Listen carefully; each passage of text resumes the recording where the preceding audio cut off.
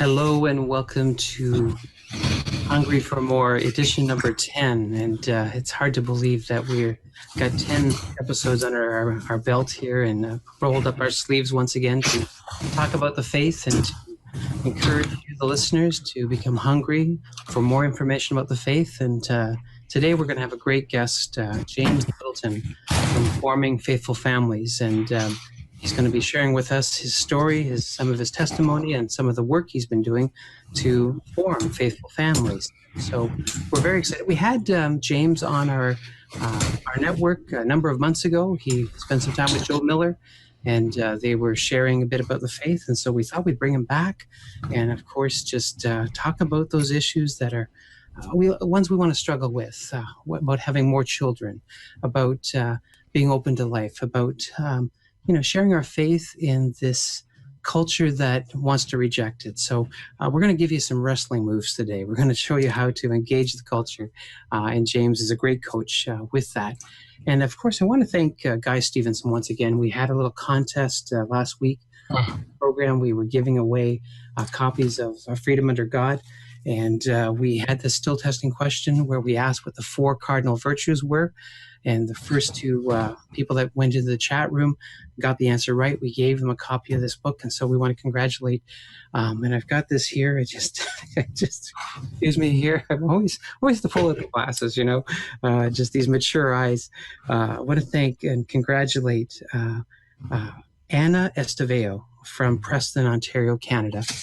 Probably about 2.5 hours from where I am today, and Jay from North Ridgeville, Ohio. So sharing the love across borders, of course, to Canada and the United States. And so congratulations to our winners of the Freedom Under God book by Bishop Sheen, donated by Guy Stevenson from CESJ. So thank you, Guy.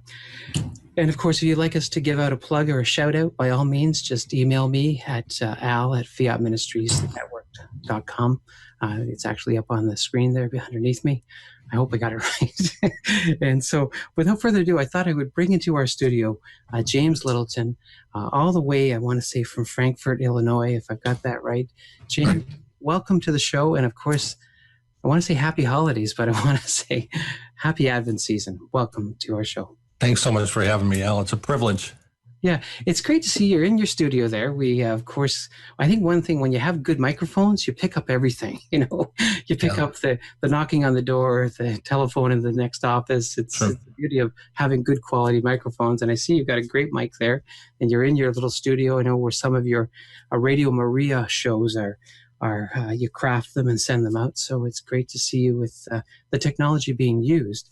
But, it's kind of a tradition I have here with the bios. I have this, I think I have about 5 pages on you here, and I'm not going to read it. I'm not going to give you a list of all your accomplishments, but, we will say that what you are is, I like to say, a great family coach. Your website that you have, Forming Faithful Families, is just a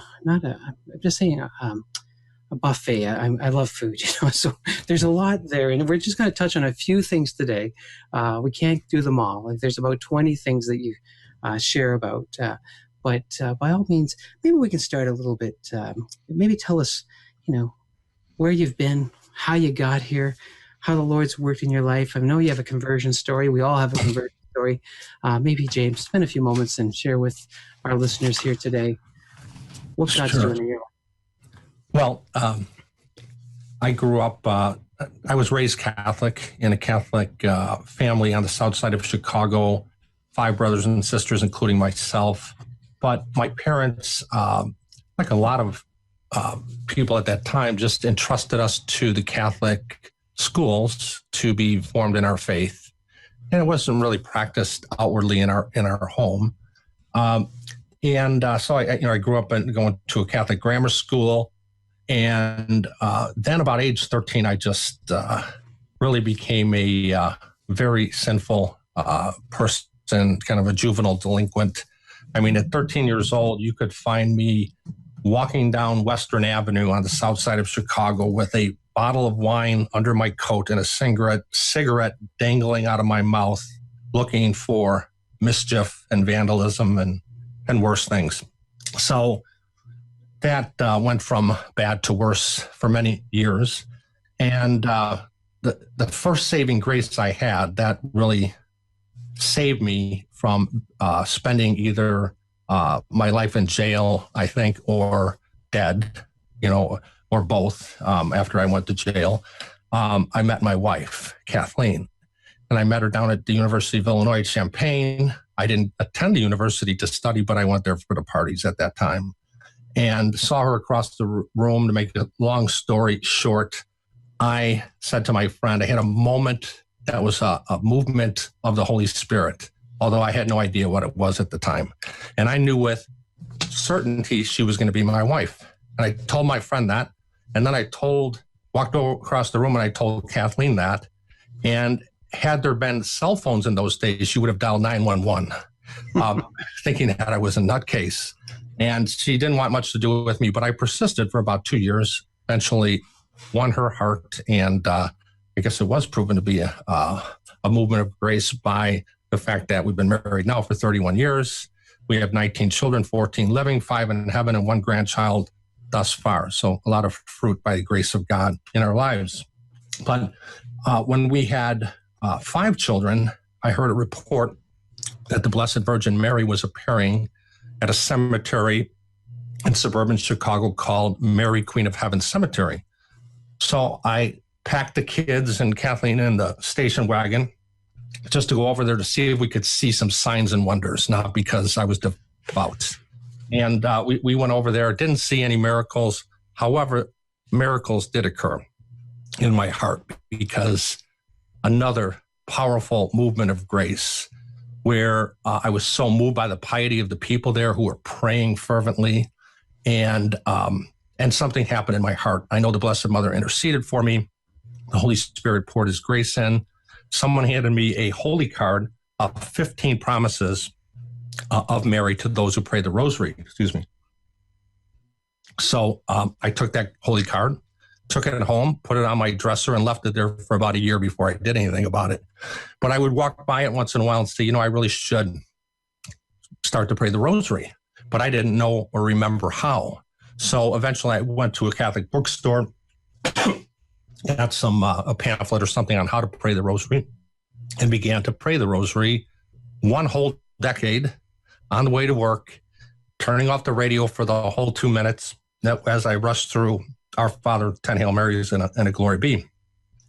But the interesting thing is, as little of an effort as that was on my part, I had kind of reached my hand out to the Blessed Mother, and I wouldn't give her my whole hand when she grabbed for it. I just was going to give her the pinky finger and maybe the tip of the nail on the pinky finger. But she grabbed that finger, she pulled it, grabbed my hand, and pulled me in under her mantle and brought me to Jesus. This, of course, is figuratively, but this is what happened. And from there, I started praying the entire rosary. And things started changing. And I thought, when I was a kid, they had daily mass every day at our parish. I wonder if they have that at our parish in Frankfort, Illinois, St. Anthony. Of course they did. So I went over there on one weekday and attended a mass during the week.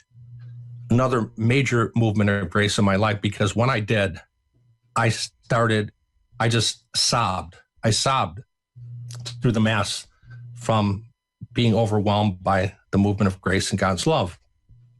And I decided I'm going to go to mass for the rest of my life. And so you see how the Blessed Mother always leads us to Jesus and always leads us to Jesus in the Eucharist. But then I said, God will understand that I have to take Saturdays off because I still like my beer and I need to sleep in on Saturdays. But of course, I was convinced that how could I stay in bed on Saturday morning? And how can I choose that over the greatest gift that God has given us, the greatest thing that we can do with our time?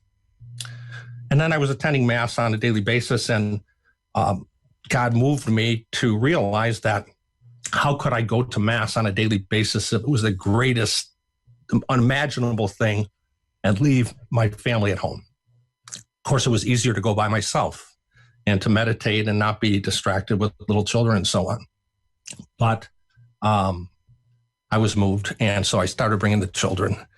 I'm going to shorten the story a little bit, but eventually, years later, my wife, she was ready to go, started going to daily mass. And so now for, 15 years or something, we've been going to daily mass every day as a complete family. And it's been just a tremendous grace in our lives. Yeah.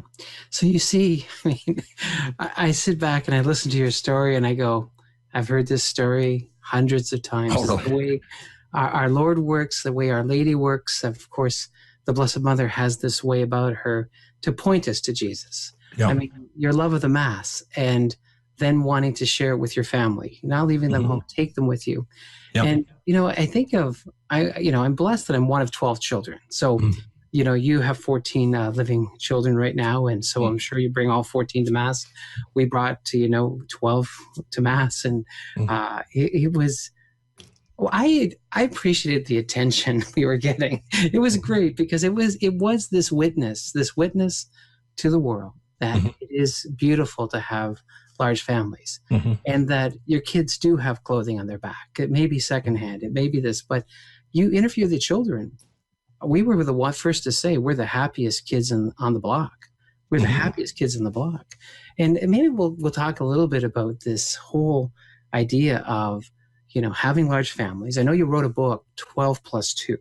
And of course, it's sold many copies. And it's probably something that people come to you after and say, you know what? It makes sense now. I didn't understand it. That looks great. It makes sense. But, you almost have to take that time with the people and to get them formed in the right way, the right conscience. I know that you started, we brought up your website on our feed here, and it's formingfaithfulfamilies.com. And in it is many titles, of course, just different programs you have, the store that you have, the different seminars you give and things like that. But you have one area there. It's called One More Child for Jesus. And maybe we'll spend a bit of time talking about this, but I know that the listeners at home and people who are watching us here on Fiat Ministries, people who are watching on Gloria TV, this is something we struggle with. That whole thing of couples say we have our first baby, and then you go, oh, this is good, and maybe a second. When you want to go to that third baby or that fourth baby, you get frozen in your tracks. Yeah. Fear sets in. Fear, absolute fear. Yeah. The messages of the world, all these things. And you're trying to make deals with God to say, God, you're okay with this. Like, are you okay? The 3 is perfect. I know we could have a fourth and a fifth, but, and the wrestling of the soul, the tears, give us some coaches here. Give us some advice. Well, I'm thinking of St. Catherine Siena's parents. Good thing they didn't say, we can rest on our laurels now at 22 children, because she was number 23. Right. Doctor of the Church. So, yeah, I think it comes down to, by the way, we have our new formational video series, and it's going to be on television on Shalom starting this Monday, Shalom TV, and later on Catholic TV, and hopefully some other networks as well. And we have 3 programs called Awe of Life. And we also have radio programs on that same subject that you could find on the list of programs on Radio Maria, Forming Faithful Families, and listen to those. But we go into extreme detail about that idea of discerning the possibility of having another child. And, I've come to the realization, to back up a little bit, that, we want to go beyond just within the very fervent Catholics within the church doors who even struggle with this, but out beyond that. And if we start with the whole premise of natural family planning, which is very important, we're starting with rocket science, with the average person. So we want to start with the idea of what is a baby, every baby is a magnificent treasure, an awe-inspiring gift, as we say on our website, a precious gem. So is God calling you to take up this beautiful opportunity to triumph over this fear-driven culture that we live in that is afraid of children, and to be open perhaps to having one more baby for Jesus. And we say one more baby because that's all we as humans can do, is be open to one more at a time. Of course, sometimes we get two, we get three. That's rare in twins or triplets. But just being open to one more, and then, live in the present moment. Don't bring the entire future down. I've had a number of conversations just recently about the idea of people really do think that, they have to make the decision based on economics 20 years down the line. Can I afford to send my child or children to college? Well, a human being, a beautiful baby made in God's image, is much more important than, the college education he or she may not get. For example, in my family, and it's through no merit of my own, but all of my children of the age have gone to college, and all but one have gotten master's degrees or beyond, and one's working towards her doctorate. And I wasn't able to help them much at all. But somehow they worked hard and they got their scholarships and they worked through college and they wanted to go to university, and they accomplished that. And it's almost a miracle. It is a miracle looking back on it, but God has his ways of accomplishing his will, but I don't take pride in my children so much for that. If I'm going to take any holy pride, it's that they are practicing Catholics still to this day, by the grace of God. Thanks be to God. So, again, and we talk about the idea of discerning another child, not just making the decision totally on your own, but maybe seeking the advice of a holy person that to bounce things off of, and take it to prayer, and incorporate faith and prayer into the decision-making process, as opposed to only your intellect or reason. Because if that's not perfected, your reason is not perfected with grace, you're not going to get very far. You're not going to be able to make decisions in line with God's will. And it's when we step out and we take a risk in life that we find rewards in life. And we want everything, all our ducks in a row. We want God to give us the money first, the job first, the bigger house first, the nicer car first. And God may want to give us those things, may or may not, but they generally going to come after, after we've stepped out in faith a little bit. Because we cannot, God is not a vending machine. We put in our coin and we get out the exact little prize or treat that we want. Yes. It is, you mentioned fear, and I just, but there's a great sorrow. I so many times my wife and I, because we try to do as many apostolic works as a couple. And I know you're blessed to have Kathleen as your co-founder, and everything you do is together. But we'll sit with couples and they'll just be in tears. Mm-hmm. And we're in this point of our life now where we're 50 plus, and, we're beyond our childbearing years now. Mm-hmm. But we meet with many couples and they're just devastated by the regret of they wish they had more children. Yeah. They wish they had more children. And it's common. Right. I hear they all say, I wish I had 6. I wish I had 6 or 7. Right. The 2 or 3 that they have, you just feel this emptiness. It's so, sometimes we have to listen to those who have suffered. Bishop Sheen talked a great deal about who can you trust? Well, you can trust people who are old and people who have suffered. And so sometimes these couples that are suffering this wound of, I should have had more children.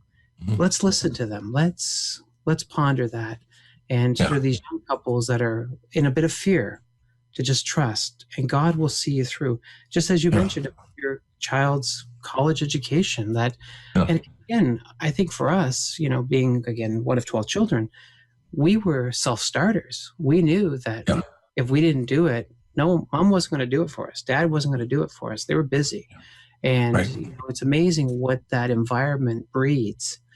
It breeds self-confidence and being a self-starter. And your children are benefiting from that environment. So still share with us some more. I mean, it's just the idea. Just the idea of posing that possibility to people.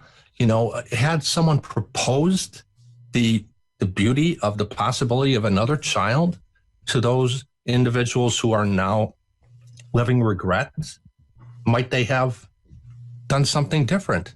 I believe that there's been many cases in our life, by the grace of God, that we've just proposed that, suggested the possibility, and people were like, yes, yeah, that's what I want. That's what I want. And I think, maybe you hear about vocations. Has anyone ever asked a young man, who they think would make a good priest, if he's ever thought about the priesthood?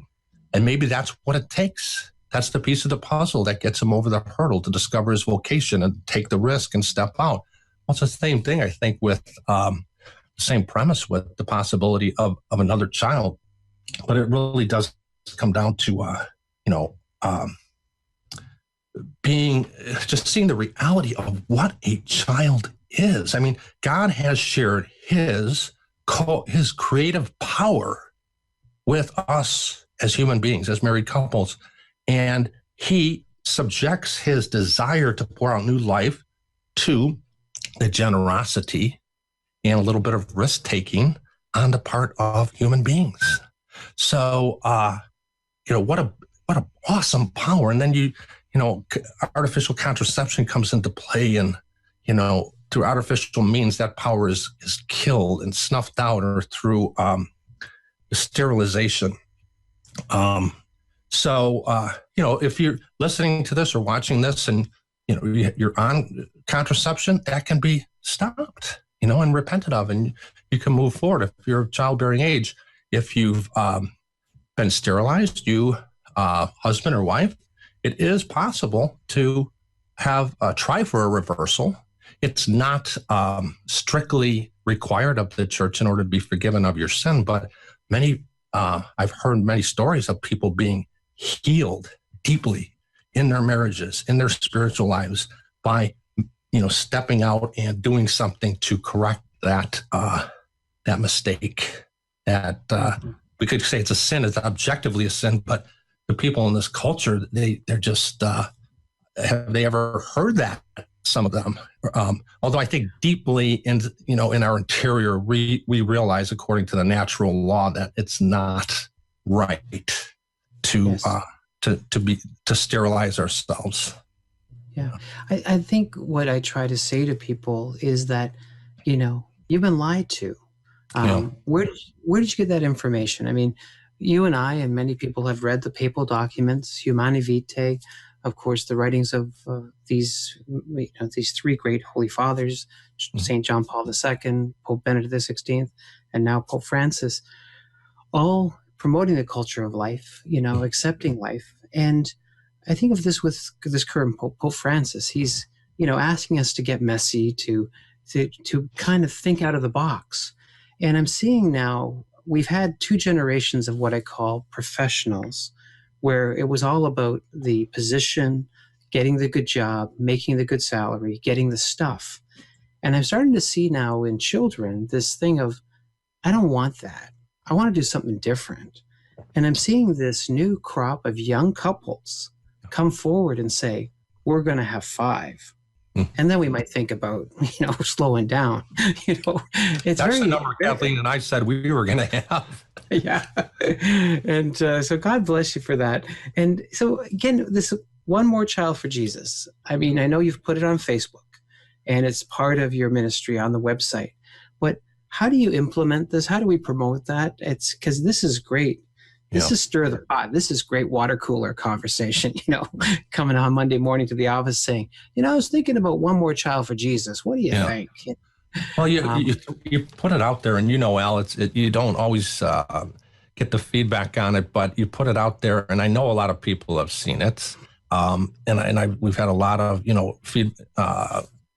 feedback and attention on Facebook and so on, and we have heard some testimonials. As a matter of fact, I would ask everyone to pray, and I think I could just share the baby's first names, Jacob and Samuel, who are fighting for their lives right now. They were born, I think, at 24 weeks, twins.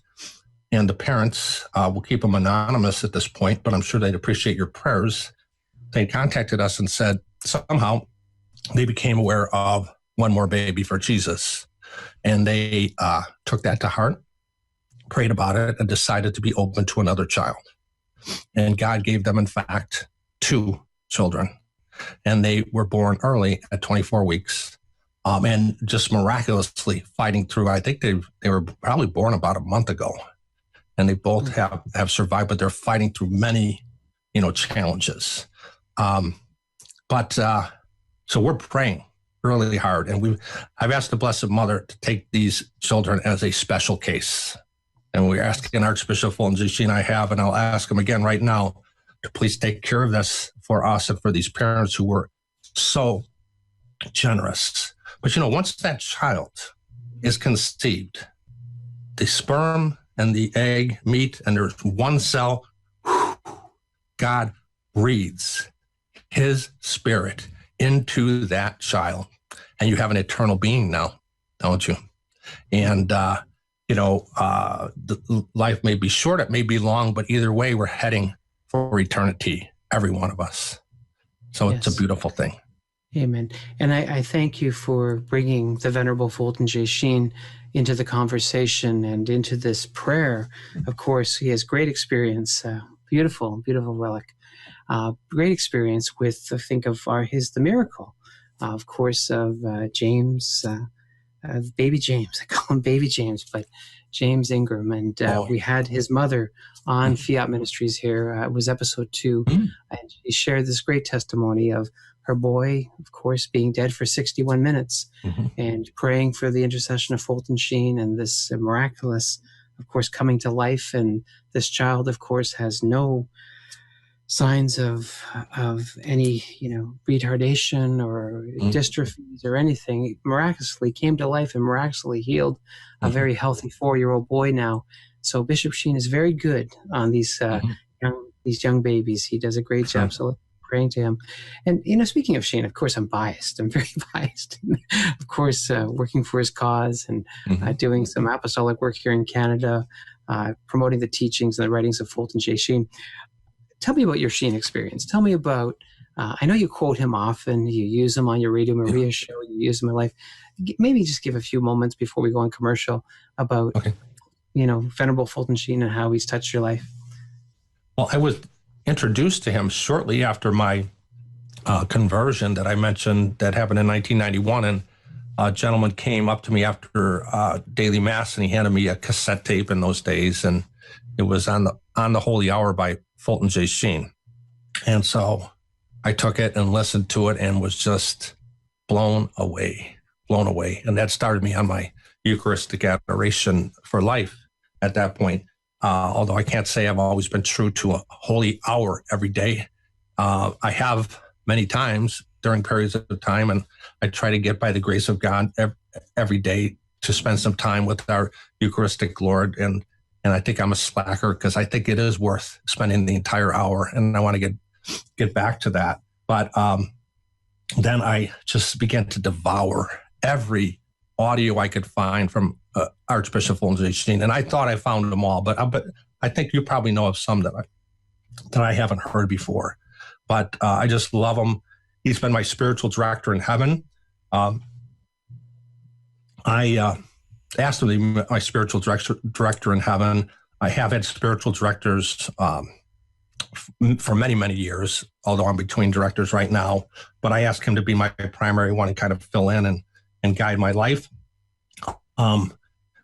There was one occasion when I was very sick with leukemia, and somebody lent us a zucchetta belonging to Archbishop Fulton J. Sheen, and it was in a box. And I took the box into my lap, hadn't opened it yet, didn't mention what was inside it. And my daughter, Bridie, came up to me, and she, by the way, we asked Archbishop Fulton J. Sheen to be her spiritual godfather in heaven when she was baptized, because by canon law, you only need one godparent. So the second one was Archbishop Sheen. So she comes up to me and she begins to sing "Lovely Lady Dressed in Blue," which was Archbishop Fulton J. Sheen, I think, favorite Marian song. So he's been very active in our lives. I could share more stories about how he's interacted with our family. I do a daily reading of his every day as part of my morning prayer. And I have relics, as I mentioned. He's communicated with me in dreams, I believe.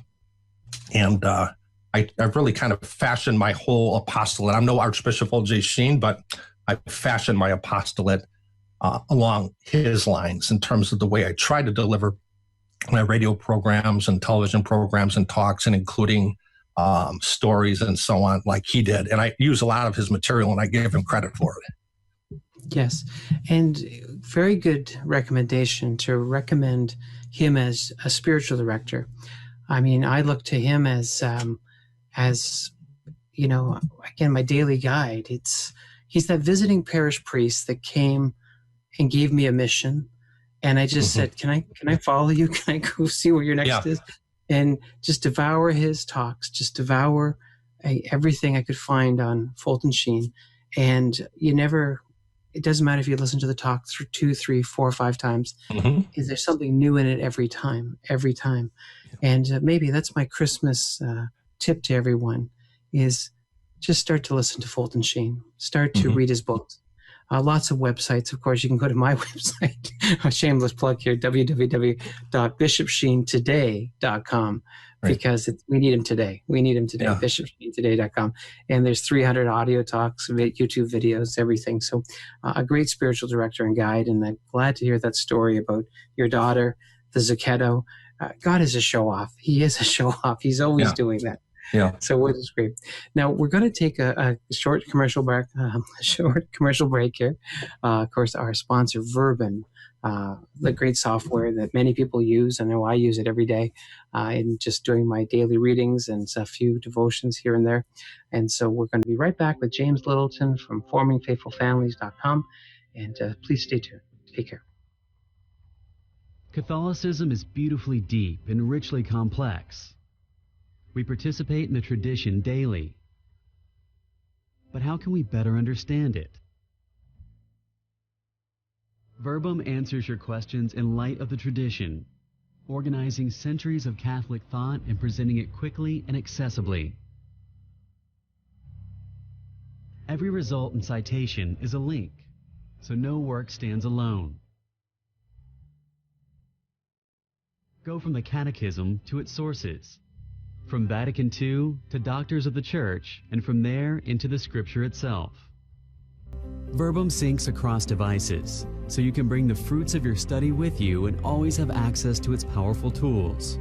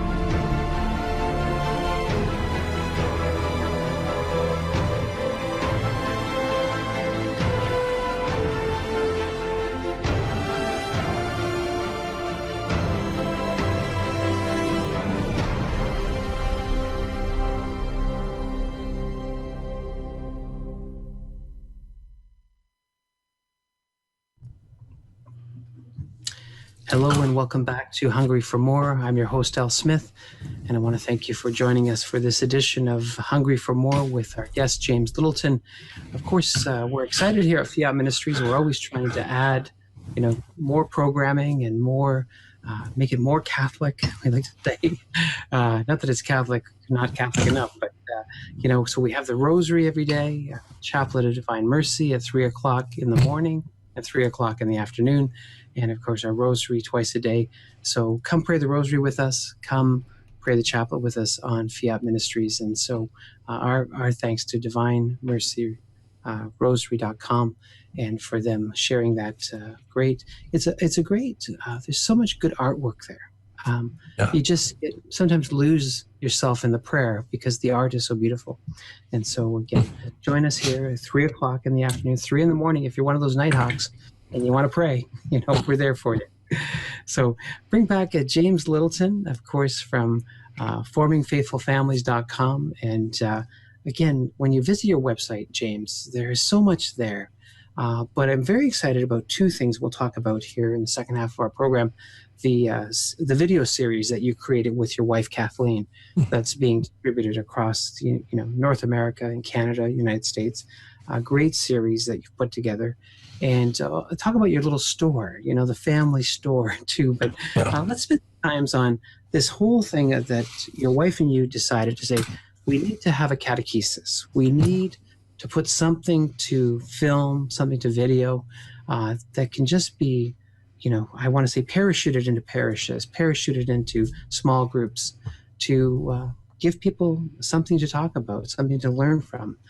Maybe you could talk about how it all came about and what's contained in this series. Sure. In the Family Heart General Store, it's beautiful because my office, our ministry office and insurance office, it's combined is here in Frankfurt, and just a 2-minute walk about a block away is the Family Heart General Store, and another 5-minute walk away is our home. So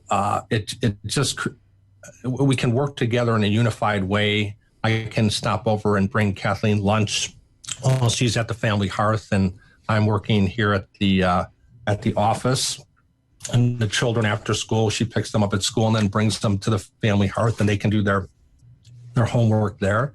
But it's a beautiful thing in that Kathleen's present there. I'm there at times, and people walk in and they are struck by the beauty of the surroundings. And there's all these Christian gifts, beautiful gifts all around. And there's a Catholic reading room with a fireplace in the back, very comfortable area with coffee. And then there's pop and old-fashioned candy, just beautiful things that appeal to the human person. But people have commented that they feel just a tremendous peace when they come in there and they open up. And Kathleen is a trained spiritual director, and she quite often gives, you could say, spontaneous spiritual direction there at the Family Hearth when people come in and they open up to her. It's a beautiful thing, and I think that's really the way it usually works. There's a few people that will actually seek out and set an appointment and have spiritual direction, and we work with people like that. But it's a beautiful thing to reach people who are just spontaneously in need of some help. So, yeah, it is that true drop-in center. I'm a great devotee to Catherine Doherty, the foundress of Madonna House, and she was very big on just having a place where people could come and just rest for a while, talk to someone, pick up supplies, I think one thing that I like to say to people is salvation is free. The maintenance program sometimes costs $10 or $20, the cost of a good book or a good DVD. It is that. Salvation is free, but the maintenance program does cost money. But people will stumble into your store, I'm sure, pick up a small book and come back a week later saying, that book changed my life. Or that DVD, that talk you gave on a certain topic really spoke to me or spoke to a couple. And so that's beautiful that you have the store and you call it the hearth store, because you think of the hearth, where you warm yourself by the fire. and receive this this great you're rejuvenated. You're rejuvenated. Yeah. But beautiful on that. And but I think where we're seeing you pop up is just all over America now with your DVD series that you and Kathleen put together. And I like that your titles always say that you're the co-founder and the co-director. Yeah. You know, Kathleen is there very much up front and center. Mm-hmm. I know she comes with you and she's there with your Radio Maria programs. Mm-hmm. You know, where you go, she goes, you know, the two of you. And so I'm really blessed. You know, how did that evolve? Because a lot of people thought probably, oh, she's busy with the kids. You know, she's got the kids. How does she even come? But God in his beauty just works together, you as a couple. And, you know, you see them, and that's a great testimony to hear. Okay, we're not together 100% of the time by far. And she'll join me from time to time on the radio. She did record 5 out of the 15 Forming Faithful Family videos and television videos with me. As a matter of fact, on a side note, Kathleen just completed her master's in pastoral theology with IPT, Institute of Pastoral Theology, associated with Ave Maria University at their satellite in St. Louis over the past 3 years. So we would have a getaway, Kathleen and I, 1 weekend a month, every month for the last 3 years. I would drive her down to St. Louis. We'd stay at the Union Station Hotel. I would drive her back and forth to her classes, and I'd be back at the hotel working on writing the video series, maybe filming something over at St. Joseph Communications and so on. But it was a beautiful thing. So we were having that unity, that getaway, and our older children would pitch in on watching the little children while we were gone on these weekends. So yeah, she has helped me. We've worked together on the video, the radio, and we every morning we start with prayer together. We go to mass together every morning. But you know, she's more at the store, and I'm more at the office during the day. Yeah, it's a beautiful thing. There's just so much continuity there. Yeah. So you said 15-part series. So there's 15 presentations. And so there must be something for everybody. What's contained in those when you receive the box, the kit? Sure. What's in it? What's in it? Tell us what's in that. Well, I can give you the names of some. Each program is 25 minutes long, and you'll be able to watch it on Shalom TV or Catholic TV, as I mentioned. There's another couple of networks who are looking at it as well. But we start with the program Living by a Hierarchy of Values, putting God first, spouse next, children next, work, and then service, worker, apostolate in that order. Healing through pouring and mercy, pouring everything out, you know, agape love, having mercy on others, receiving mercy, the greatest attribute of Jesus. The prodigal son, reflection on that, really ties into confession as well. Road to Emmaus, a reflection on that, ties into, of course, the Eucharistic life. Healing through God, his existence, or we could say, does he exist? Of course he exists, but a lot of people have that question. Does God exist? So we talk about that, and healing through poverty, healing through mercy and forgiveness, healing through trust and surrender. Trust is so key, as I talked about, versus living a fear-driven life. And that's a good point of reflection. You know, how many of my decisions are based on some level of fear as opposed to my faith and confidence in God?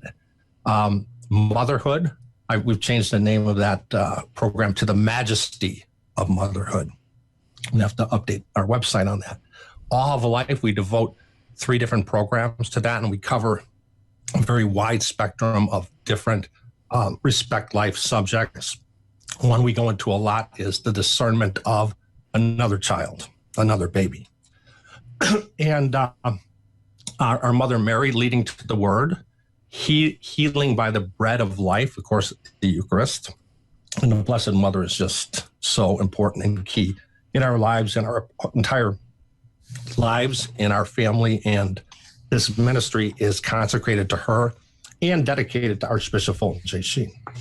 And then, of course, a program on marriage, which has a lot of practical advice, but a lot of very deep teaching on what marriage actually is. Yes.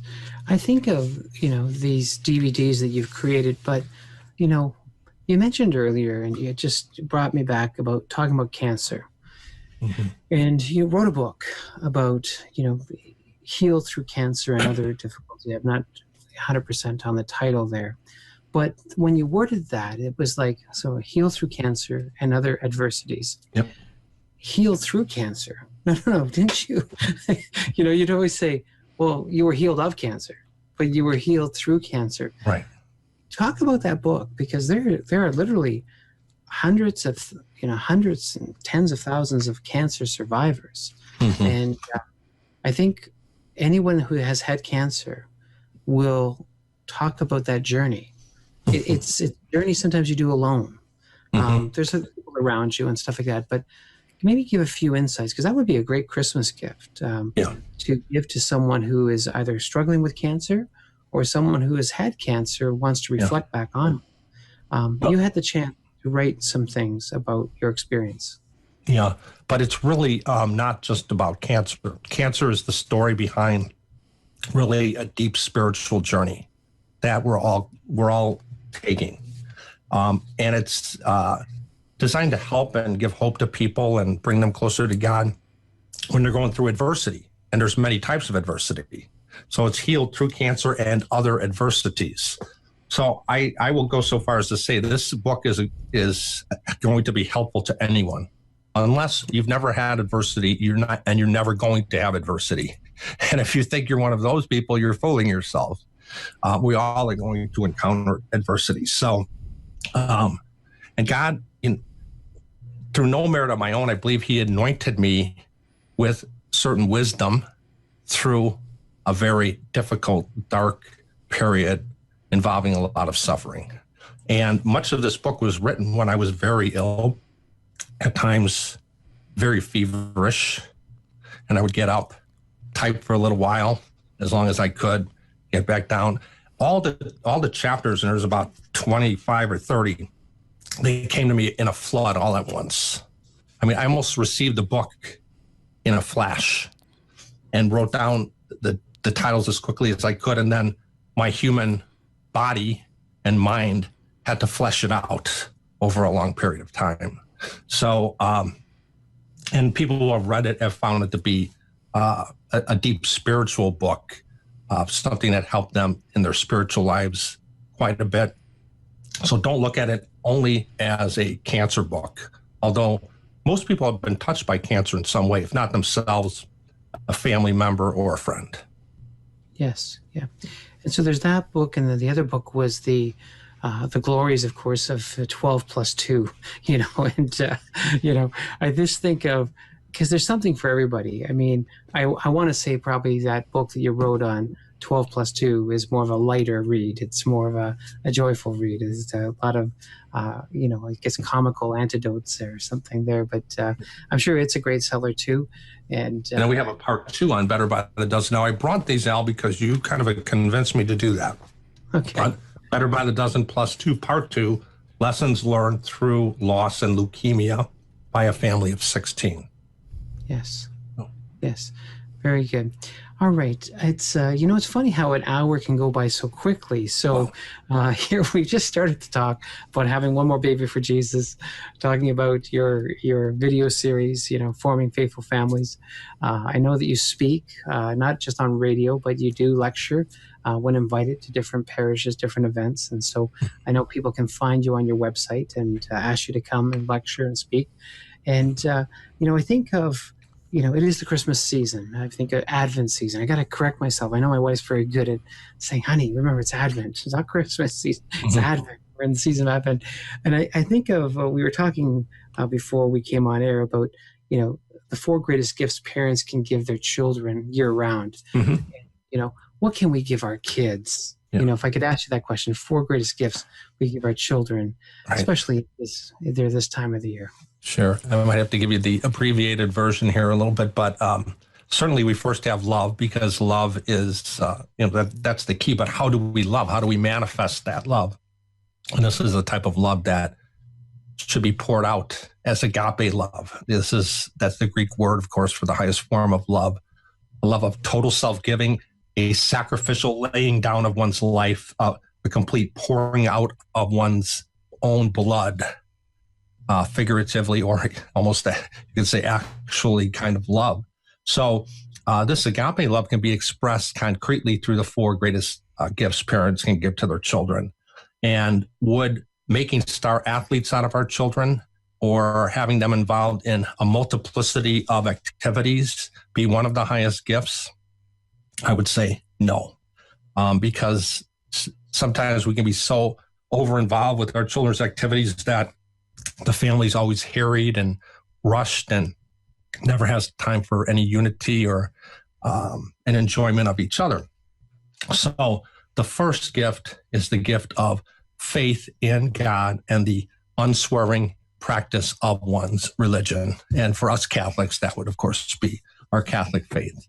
And then the second greatest Christmas gift is a happy and secure marriage between husband and wife, mother and father, because that gives the children a great sense of security in their lives.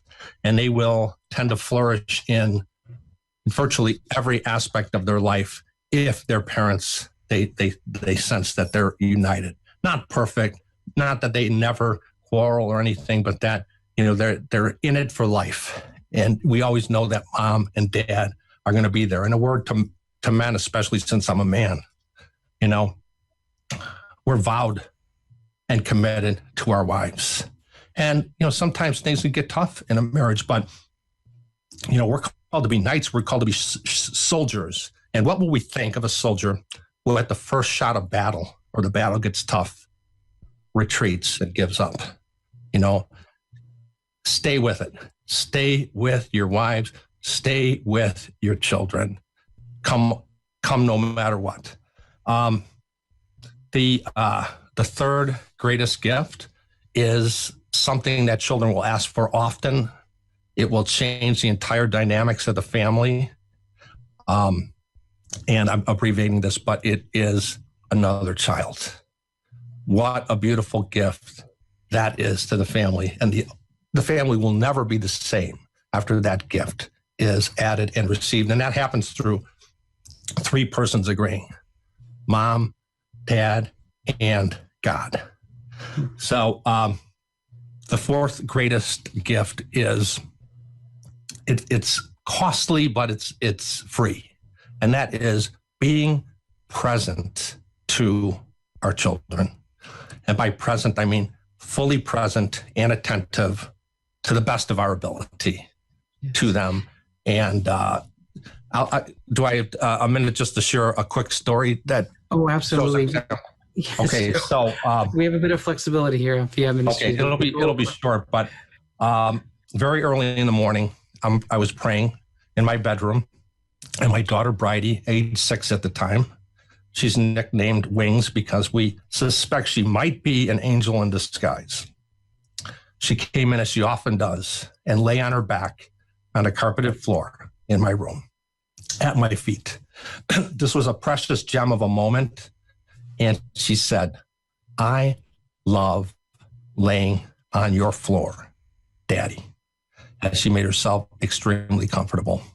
And we were just being present to each other. But it was to me as if she had said, "I love the security and love that I feel being in your presence, Daddy. And though I'm far from a perfect father, I accept this beautiful gift. And I ask God, may I live up to this beautiful gift and this responsibility I have as a father." So we can live year-round, lavishing these four gifts upon our family. And they're very much like Jesus lived. When we give these gifts to our children, we receive an infinite return of love from God and from them, as well as from the babe who was born on Christmas Day, namely love himself, the blessed Lord Jesus, the one who we have faith in, and most importantly, who has faith in us. He has faith in us and in entrusting our children to us, knowing that we are not perfect. He would entrust our children to perfect parents, but he has none of those to go to. So he just asks us to give our best, and he makes up for all the rest. So Jesus, who is the one who is faithful and true, who will never abandon us, who is the source of life, the one who is always present to us and loving us unconditionally. This sounds like the four greatest gifts, if you think about it. Amen. Amen. Amen. And it's great. It's great to be here. I love ending on these positive notes, just to give us that advice to say, try to work that into the Christmas stockings at Christmas. Yeah. Those four great gifts, but work them in throughout the year. And so, James, thank you for being with us here on Hungry for More. It's always a great blessing to share the faith and to share these stories of just how God's been faithful. And he is faithful. We just have to trust in him. And I love, of course, St. Faustina and all her, the diary that our Lord gave her, just those meditations. But Jesus, I trust in you. And so may you pick up through the year this greater devotion to the divine mercy, and just rely on God's mercy and his providence. And so, until next week, I want to wish everyone well. Stay hungry, stay holy, and stay tuned here on Fiat Ministries for the Tactical Catholic. Of course, this is a war we're in, and we always need to plan strategies together. So stay tuned with us. And so we'll end our show with a little clip for you, James, promoting the Faithful Families video series. And again, James, thanks for coming by. And thank you, we'll Al. see you in church, and we'll see you next time on Fiat Ministries. Thank you, Al. Greetings. We are Kathleen and James Littleton, blessed parents of 14 living, ages 28 to 8. We're blessed to be married for almost 31 years, and we're co-founders and directors of Forming Faithful Families. In today's prevalent culture, the institution of the family and faith are under attack. With absolute confidence in the grace and power of God, we at Forming Faithful Families, whose primary mission is strengthening families in the faith, in collaboration with St. Joseph Evangelization Network, have been inspired to put out into the deep, see Luke 5:4, to do our part to turn this tide. Forming Faithful Families is a faithful and trustworthy parish-based and small faith community program for marriage and family life faith formation in service to the new evangelization, pertaining to the Catholic faith in an easy-to-use television, video, and book format.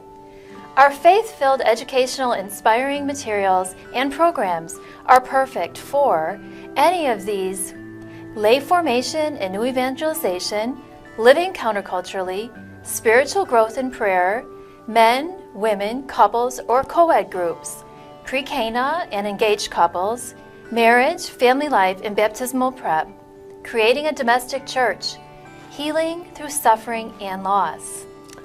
Our first season's television program contents DVD titles are Forming Faithful Families, Introduction and Pouring, Prodigal Son, Road to Emmaus, Healing Through God, But Does He Exist? And Healing Through Poverty, Healing Through Mercy and Forgiveness, more on Healing Through Mercy and Forgiveness, Healing Through Trust and Surrender, Motherhood, Awe of Life Part 1, Awe of Life Part 2, and Awe of Life Part 3, Our Mother Mary Leading to the Word, Healing by the Bread of Life, Hierarchy of Values, and Marriage. Following this message, you will see one of our episodes, in the hopes you will consider airing the first year's 15-part series on television and/or purchasing, implementing, and promoting it at the diocesan, parish, and small group level. Please look over the brief attached documents as well. We welcome any questions. You will find our contact information at www.formingfaithfulfamilies.com. You can email us at formingfaithfulfamilies@gmail.com or call us at 708-334-1988. I hope we will hear from you and that you will put this work for the Church to effective use. Forming Faithful Families is bursting with encouragement and imbued with an assurance that Our awesome and merciful Father is constantly performing marvels of love in our lives. We will walk closely with the viewer as we persevere down the road of love together. When we have Jesus, we have everything. Jesus, we trust in you.